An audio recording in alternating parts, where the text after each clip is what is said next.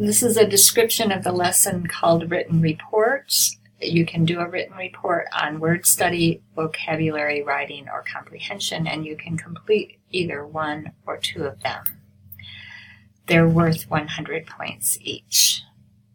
So you will follow these steps. Choose a topic based on those listed above. Find at least 6 peer-reviewed articles that address your topic for intermediate students.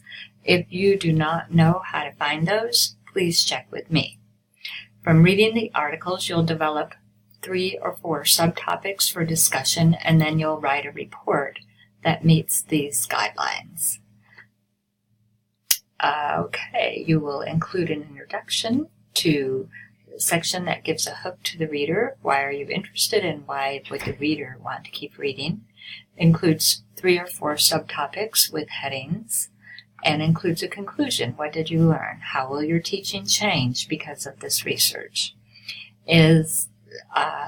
Should be between 1,500 and 2,000 words, not including the reference list, and correctly uses APA format throughout.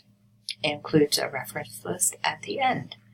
So, why would you do this assignment, which is incorrectly listed here as being due on or before November 30th? I will have to change that.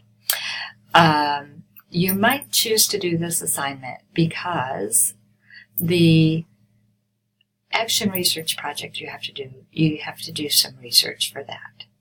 So this is a little bit more research than you have to do for the action research project. But if you can combine these two, you could do the work for that and add on to it to do this project. So it could be a way that you would get a 2-for-1. You also may have a strong interest in one of those areas, for example, vocabulary or comprehension. And you may decide that you really want to do some research in that area in order to learn a little bit more about that. So it will be due at the same time that all the assignments for essential questions 2 and 3 are due in April.